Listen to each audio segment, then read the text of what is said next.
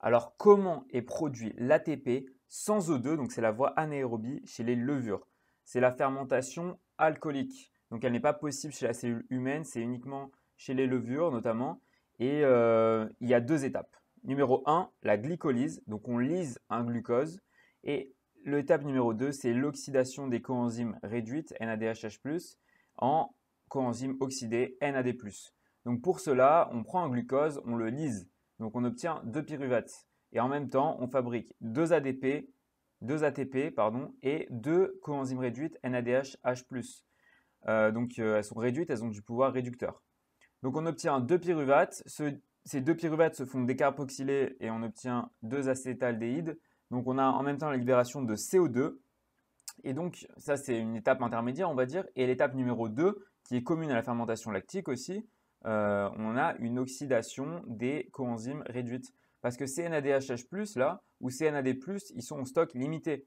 Donc, si on veut que la glycolyse continue pour fournir l'ATP, parce que c'est ça qu'on cherche au final, c'est l'ATP là, eh ben, il faut pouvoir les réoxyder, ces coenzymes qui sont réduites. Donc, on retransforme en NAD+, et comme on refait du NAD+, eh ben, on peut redémarrer la glycolyse avec un glucose. Donc, l'étape numéro 2, c'est tout simplement l'acétaldéhyde là, qui se fait, qui devient de l'éthanol. Voilà, tout simplement. Et à la fin, on a la production d'éthanol. Et c'est comme ça qu'on fabrique de l'alcool avec des levures, donc les fruits pourris notamment. Donc l'étape numéro 2, si on l'explique en clair, c'est la reformation de coenzymes oxydés NAD+, car le stock est limité. Parce que ceux-là, une fois qu'on les a utilisés, ben, il va falloir les reproduire pour entretenir la glycolyse. Donc on obtient de l'ATP. Notamment, on produit du CO2 et de l'éthanol sans oxygène. Donc c'est comme ça qu'on fabrique le pain, la bière, etc. Il existe une fermentation lactique aussi qui peut se produire, qui est différente dans les cellules musculaires et c'est produit aussi par les bactéries lactiques.